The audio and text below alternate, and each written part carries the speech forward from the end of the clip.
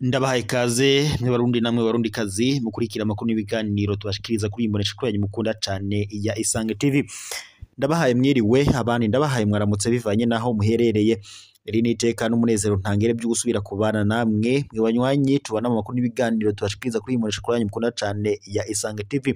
Amakuru yo kuri aya mango turaza kuyahera ku ngingo amakuru yo kuri aya mango araza gushimikira ku ngingo nkuru zikurikira. Turaza kunyarukira mu nama iriko irahuza abakuru b'ibihugu bigize umuryango wa Afrika yunze ubumwe iriko irabera muri Ethiopia ya Addis Abeba.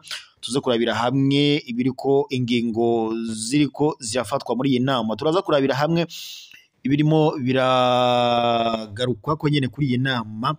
Mu gihe rero umukuru w'igihugu cy'u Burundi Evariste Ndayishimiye yaba yongeye guhurira n'umukuru w'igihugu cy'u Rwanda Paul Kagame muri iyi nama y'umuryango wa Afrika yunze ubumwe, turaza kurabira hamwe ukungene vyifashe n'izihe ngingo zafashwe.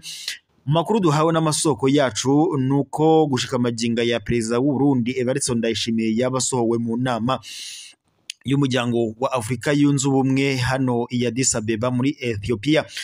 Amakuru rero duhawe n'amasoko yacu turaza kubashikiriza imvo n'imvano ese nigiki gitumye Evariste Ndayishimiye yirukanwa asorwa muri iyi nama. Turaza kurabira hamwe imvo n'imvano yavyo. Murabizi neza ko umutekano w'u Rwanda n'u Burundi utifashe neza. Perezida w'u Burundi Evariste Ndayishimiye yashikirije amajambo agaragaza ko nyene ashaka ingwano hagati y'u Rwanda n'u Burundi ubwo yari yagendeye intara ya Kirundo yabishikirije abanyagihugu b'u Burundi. Izo rero ni zimwe mu ngingo zitumye umukuru w'igihugu cy'u Burundi Evariste Ndayishimiye asohorwa mu nama y'umuryango wa Afrika yunze ubumwe. Binavuga ko rero ngo yoba aciye yurizwa indege akaba agarutse iwe mu gihugu c'amavuko c'u Burundi. Gusa amakuru duhawe n'amasoko yacu avuga ko yoba asize umukenyezi wiwe, kuko umukenyezi wiwe nawe bari bajanye muri iyo Addis Abeba, kuko ngo nawe yitavye inama y'abakenyezi cyangwa se y'abatambukanyi b'abakuru b'ibihugu. Rero bari bagirishije nabo bitabiriye iyo inama nyene, akaba ari inama ngizohuza abatambukanyi b'abakuru b'ibihugu ku magenekerezo ya 15 na 16 Ruhuma uyu mwaka. Perezida rero Evariste Ndayishimiye akaba yari yajanye n'umutambukanyi wiwe nyene muri iyo Ethiopia mu nama, nkuko amakuru twatohorejwe n'amasoko yacu ngaha nyene i Bujumbura ndetse nabo twohereje i Addis Abeba muri Ethiopia babigarutse ko. Turaza n'ubundi kurabira hamwe nyene uburyo bw'idonido ukungene bihagaze muri iyo nama muri Ethiopia. Mu yandi makuru kandi turaza kurabira hamwe mu makuru twahawe n'amasoko yacu. Turaza kurabira hamwe hari amakuru duhawe n'amasoko yacu avuga ko leta y'u Burundi yaba rero yirukanye uwuserukira igisata ca ONU ngo kiraba ibijanye n'ibifungurwa PAM azwi ku mazina ya Sibi Lawson Marriott, ndetse ngo nujejwe umutekano w'ico gisata mu Burundi. Turaza kurabira hamwe imvo n'imvano y'icatumye uyu mukozi wa ONU yirukanwa ngaha nyene mu Burundi. Reka rero turaza no kunyarukira muri Republika Iharanira Intwaro Rusange ya Kongo turabe gushika amaginga ya uko umutekano woba uhagaze. Reka mbanze mbahe kaze mu makuru yacu ku buryo bw'izo nizo tugiye guhera ku rugendo rw'umukuru w'igihugu cy'u Burundi Evariste Ndayishimiye yerekeza muri Ethiopia aho yitabye inama y'abakuru b'ibihugu bigize umuryango wa Afrika yunze ubumwe. Umukuru w'igihugu cy'u Burundi Evariste Ndayishimiye yitabiriye ibikorwa by'inama igiriya 38 y'abakuru b'ibihugu n'amareta bigize ishirahamwe ry'ubumwe bwa Afrika izoba yabaye nyene kuri irigenekerezo rya 15 ndetse na 16 Ruhuhuma. Muri ivyo bikorwa rero bitegekanyijwe ko ngo hazoba n'amatora y'umukuru mushasha azorongora nyene iyi Africa Union. Nkuko rero amakuru twatuharijwe n'amasoko yacu yatugendeye ngaho muri Ethiopia ku ruhande rw'umutambukanyi w'umukuru w'igihugu c'u Burundi Angeline Ndayishimiye nawe yitabiriye ibikorwa vy'inama igiriye 29 yishira hamwe ry'abatambukanyi b'abakuru b'ibihugu bo muri Afrika itegekanijwe kuri ayo maganekerezo ya 15 na 16.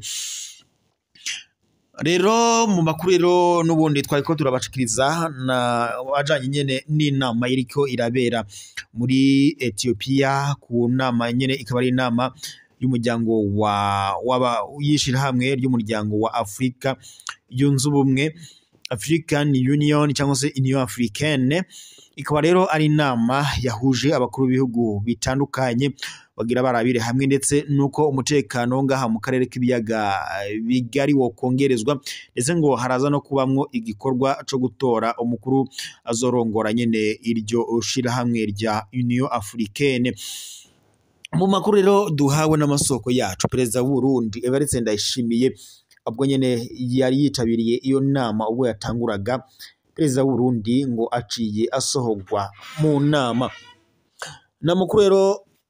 Namakuru rero duhawe n'amasoko yacu mu ngaho nyene muri Ethiopia kuri ubu rero perezida w'u Burundi ngo bivanye n'amakuru yashikirije ejo bundi ubwo yagendera abanyagihugu mu ntara ya Kirundo avuga ko azotera u Rwanda ashaka gutanguza intambara. Izo ngingo rero zishimikiwe ko muri iyi nama perezida w'u Burundi aciye yirukanwa mu nama ndetse ngo aciye afata indege imushikana mu gihugu ciwe c'u Burundi ndetse yoba anasize umutambukanyi wiwe Angeline Ndayishimiye iyo muri Ethiopia nyene kuko nawe afise inama izoba kwigenekerezo rya 15 na 16 ikaba ari inama y'abatambukanyi b'abakuru b'ibihugu vya Afrika. Tubandanirize amakuru n'ubundi kuri ko biravugwa ngaha mu Burundi mu gihe umutekano utifashe neza nyuma yuko rero intambara mu buseruko bwa Kongo ibandanya ndetse kuri ubu ngubu Bukavu ikaba yaramaze gufatwa ndetse n'ikibuga c'indege ca Kavumu caramazwe gufatwa. Abasoda b'u Burundi bafashwe matekwa n'umugwi witwaje ibigwanisho wa M23 ndetse kuri ubu perezida w'u Burundi Evariste Ndayishimiye yaranafise ubwoba ntangere ko bazo kwifatanya n'umugwi wa M23 na Red Tabara bakagaba ibitero mu Burundi. Kuri ubu rero leta y'u Burundi biravuga ko yaraye yirukanye userukira igisata ca ONU kiraba ibijanye n'imfungurwa PAM uzwi ku mazina ya CB Lawson Marriott benujejwe umutekano w'ico gisata mu Burundi.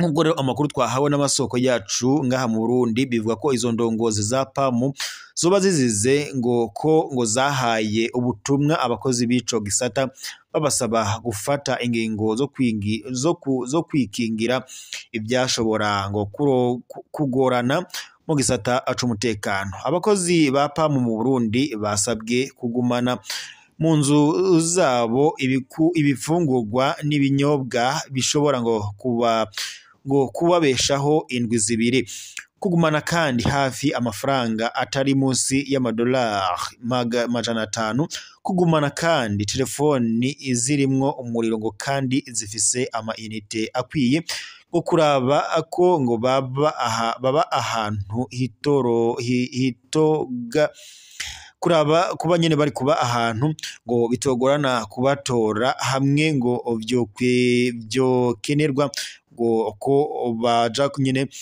kubatabara. Ivyo rero biciye bituma leta y'u Burundi ifata ingingo yo kwirukana abanyene izi ndongozi z'ico gisata.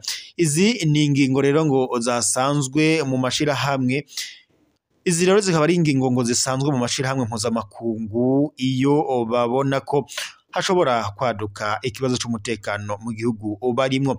Ariko icababaje abategetsi ngo nuko ngo buno butumwa hari abaciye babukwirakwiza ku mbuga ngurukana bumenyi. Leta y'u Burundi ivuga ko ngo CB Lawson Marriott yashatse ngo gushira ubwoba mu baserukira ibihugu vyabo mu Burundi. Izi rero zikaba ari zimwe mu ngaruka ziriko zirabera ku ntambara irimo yaba mu buseruko bwa Repubulika iharanira intwaro rusange ya Kongo. Reka rero dusozerere amakuru yacu muri Repubulika iharanira intwaro rusange ya Kongo. Muri Kongo nyuma yuko ikibuga c'indege ca Kavumu gifashwe kuri ubu Bukwavu iriko iragerwa amajanja n'umugwi witwaje ibigwanisho wa M23.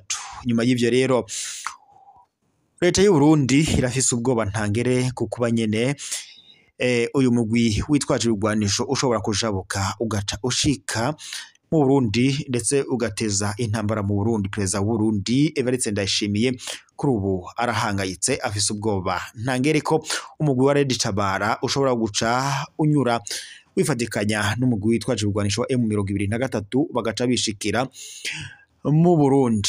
N'abakurikirana hafi y'urugamba rubera muri Kongo nabo babigaruka ko bagaca bavuga ko perezida w'u Burundi naraba nabi umugwi wa Red Tabara uzoca wifadikanya n'umugwi wa M23 bagaca bashika mu Burundi bagakura ku butegetsi bwa Evariste Ndayishimiye. Reka rero mwibanywanyi mwakurikiraga amakuru y'ibiganiro tubashikiriza kuri muresha kuranye mukunda cyane ya Isange TV. Reka dusozerere amakuru yacu ngaha, tubabare ko turaza gusubira mu makuru yacu akurikira. Turaza kubakorera amatohoza nyuma y'uko umukuru w'igihugu cy'u Burundi Evariste Ndayishimiye yoba yirukanywe mu nama y'umuryango w'ubumwe bwa Afrika iriko irabera muri Ethiopia. Turaza kubakorera amatohoza ukungena aciye afata indege igaca imujabukana imugarura mu gihugu ciwe c'amavoko c'u Burundi. Reka rero mbashimire amakuru yacu tuyasozerere ngaha, turaza gusubira gusa nabibutsa gufyonda sabone na partage kugira muze murababambire kubona amakuru n'ibiganiro tubashikiriza ku mbonesha yanyu mukunda cyane ya Isange TV. Ryari iteka n'umunezero ntangere byo kuba twari kumwe namwe mu makuru n'ibiganiro twabashikirizaga. Turaza gusubira mu makuru ataha, nimugire ibihe byiza.